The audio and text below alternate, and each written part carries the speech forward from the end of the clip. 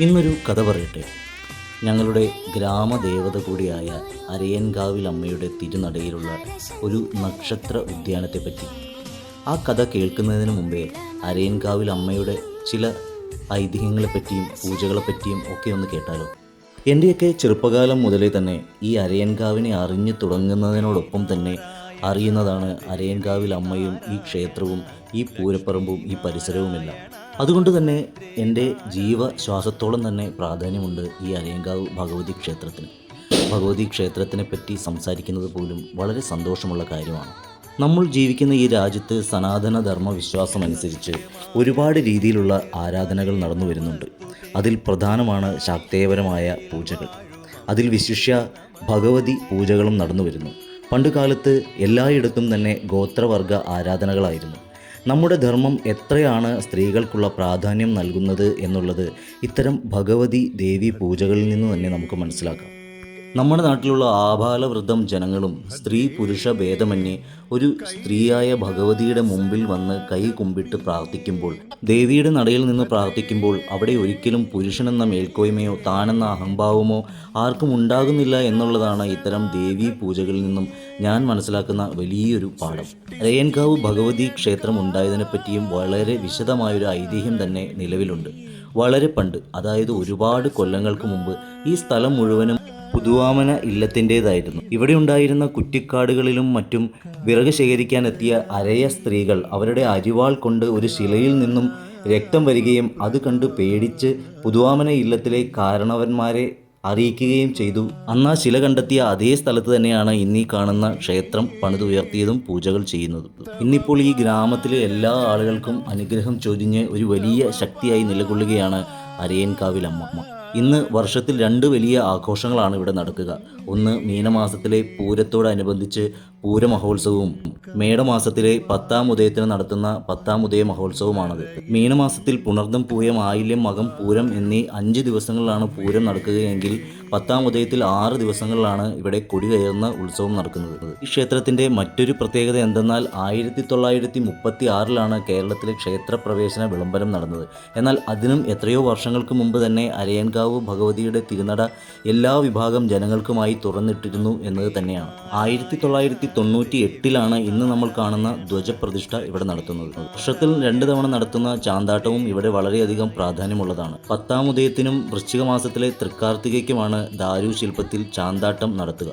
പൂരം നാളിൽ നടത്തുന്ന ഗരുഡൻ തൂക്കം വഴിപാടാണ് ഈ ക്ഷേത്രത്തിലെ ഏറ്റവും വലിയ ഉത്സവവും ആഘോഷവും. കേരളത്തിൽ തന്നെ ഏറ്റവും അധികം ഗരുഡൻ തൂക്കങ്ങൾ എത്തുന്ന ക്ഷേത്രവും അരയൻകാവ് ഭഗവതി ക്ഷേത്രം തന്നെയാണ്.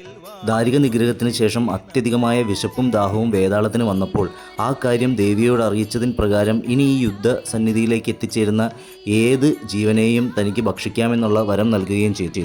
എന്നാൽ ആ സമയം അവിടെ എത്തിച്ചേർന്നത് ഗരുഡനാണ്. ഗരുഡനെ ഭക്ഷിക്കാൻ കഴിയാത്തതുകൊണ്ട് വിഷമത്തിലായ അവർ ഗരുഡൻ ഈ കാര്യം അറിയിക്കുകയും ഗരുഡൻ്റെ ഒരു തുള്ളി രക്തം കൊണ്ട് തന്നെ വേതാളത്തിൻ്റെ വിശപ്പും ദാഹവും അപ്രത്യക്ഷമായി എന്നുമാണ് ഐതിഹ്യം. അങ്ങനെ ഗരുഡൻ്റെ രക്തമെടുക്കുന്ന ചടങ്ങാണ് ഇവിടെ ചൂണ്ട കൊളുത്തലായി അറിയപ്പെടുകയും ആചരിച്ചു വരുന്നത്. അരയൻകാവ് ഭഗവതി ക്ഷേത്രത്തിലെ ചില പ്രധാന വഴിപാടുകളാണ് പുറത്തുകുരുതി, വാളുപൂജ, അറുനാഴി, കളമെഴുത്തും പാട്ടും, വലിയ കുരുതി, ഗരുഡൻ ഒറ്റത്തൂക്കം വഴിപാടുകൾ. നമ്മുടെ ഭൂമിയിലെ വാസ്തു സംബന്ധമായ പ്രശ്നങ്ങൾക്കാണ് പുറത്തുകുരുതിയും വാളുപൂജയും നടത്തുന്നത്. ഇവിടെ സ്ഥലവിൽപ്പനയുമായി ബന്ധപ്പെട്ട് എന്തെങ്കിലും തടസ്സം നേരിട്ടാൽ പുറത്തുകുരുതി കഴിച്ചാൽ മതിയെന്നാണ് ഇവിടെയുള്ളവരുടെ ഒരു വിശ്വാസം. അതുപോലെ തന്നെ പ്രധാനപ്പെട്ട ഒന്നാണ് ഭഗവതിയുടെ മൂലമന്ത്രം 12,000 തവണ ഉരുവിട്ട് മൂലമന്ത്ര പുഷ്പാഞ്ജലി നടത്തുന്നത്. കുടുംബ ഐശ്വര്യത്തിനും ആരോഗ്യസിദ്ധിക്കും ഗരുഡൻ തൂക്കവും വാതരോഗ ശമനത്തിനായി ദാരികൻ തൂക്കവും ഇവിടെ നടത്തി വരുന്നു. യുദ്ധശേഷം ഘോര രൂപത്തിൽ വന്ന ഭഗവതിയെ തൻ്റെ രൂപം കാണിക്കുവാനായി നാരദൻ ഏർപ്പാട് ചെയ്ത കുറുപ്പന്മാർ വരച്ച ഭഗവതിയുടെ രൂപമാണ് ഇന്ന് കാണുന്ന കളമെഴുത്തും പാട്ടും എന്നാണ് വിശ്വാസം. അങ്ങനെ വഴിപാടുകൾ കൊണ്ടും ആചാരങ്ങൾ കൊണ്ടും ഉത്സവങ്ങൾ കൊണ്ടും ആഘോഷങ്ങൾ കൊണ്ടും ഒക്കെ ഒരുപാട് പ്രാധാന്യമുള്ള അരയൻകാവ് ഭഗവതി ക്ഷേത്രത്തിലുള്ള മറ്റൊരു പ്രാധാന്യമാണ് ഇവിടെയുള്ള നക്ഷത്രവനം. ഭഗവതിയുടെ പരമാത്മ ചൈതന്യത്തോടൊപ്പം സമഗ്രമായ പ്രകൃതിയെയും ഉപാസിക്കുക എന്നതാണ് ഇവിടെ പ്രകടമാകുന്നത്. ഓരോ വ്യക്തിക്കും ജന്മനക്ഷത്രങ്ങളോടൊപ്പം വൃക്ഷം, ദേവൻ, മൃഗം, പക്ഷി തുടങ്ങിയവയും ആരാധനാമൂർത്തികളായി കൽപ്പിക്കപ്പെട്ടിരിക്കുന്നു. അതിൽ പ്രധാനം വൃക്ഷങ്ങളാണ്. ഔഷധ ഗുണമുള്ള ആ വൃക്ഷങ്ങൾ എല്ലാ നാളുകളിലും വ്യത്യസ്തമാണ്. അവയെല്ലാം തന്നെ ക്ഷേത്രത്തിന് മുൻപിൽ വെച്ചു പിടിപ്പിച്ചിരിക്കുന്നു. ഭക്തജനങ്ങൾക്ക് ആ സ്ഥലം സന്ദർശിക്കാവുന്നതും സ്വന്തം നക്ഷത്രവൃക്ഷത്തിന് ചുവട്ടിൽ അല്പം ജലം പകർന്ന് ആരാധിക്കാവുന്നതുമാണ്. ശ്രീമദ് ഭാഗവതം പ്രതിപാദിക്കുന്ന പൃഥു മഹാരാജാവിൻ്റെ നേതൃത്വത്തിൽ പല ജീവജാലങ്ങളും ഗോമാതാവിനെ കറന്ന് ഈ ഭൂമിയെ ഊഷരമാക്കിയ വൃക്ഷലതാദികൾ എത്ര നശിപ്പിച്ചാലും വീണ്ടും നിലനിൽക്കണം എന്ന വരം നേടിയ കഥയ്ക്ക് സാക്ഷ്യമായി നക്ഷത്രവനം ഈ ക്ഷേത്ര പരിസരത്ത് പരിപാലിക്കപ്പെടുന്നു. വളരെ ചിട്ടയോടെ പരിപാലിച്ചു വളർത്തിയെടുത്ത ഈ നക്ഷത്ര ഔഷധവനം ചുരുക്കം ദേവാലയങ്ങളിൽ മാത്രമാണ് സംരക്ഷിക്കപ്പെട്ടിട്ടുള്ളത്. മറ്റു പല സ്ഥലത്തും നക്ഷത്രവനം കണ്ടിട്ടുണ്ടെങ്കിലും ഇത്രയും വലിയ രീതിയിൽ മരങ്ങൾ വളർന്നു നിൽക്കുന്ന നക്ഷത്രവനം ഈ ക്ഷേത്രത്തിൻ്റെ വലിയൊരു പ്രത്യേകതയാണ്. ഇനി അരയൻകാവ് ഭഗവതി ക്ഷേത്രത്തിൽ ദർശനത്തിന് വരുമ്പോൾ തീർച്ചയായും നിങ്ങൾ ഭഗവതിയുടെ വടക്കേ നടയിൽ സ്ഥിതി ചെയ്യുന്ന ഈ നക്ഷത്രവനം സന്ദർശിക്കുകയും ഓരോരുത്തരും അവരവരുടെ നക്ഷത്രവുമായി ബന്ധപ്പെട്ട വൃക്ഷത്തിന് ചുവട്ടിൽ കുറച്ച് ജലം സമർപ്പിക്കണമെന്നും ഞാൻ അഭിപ്രായപ്പെടുകയാണ്.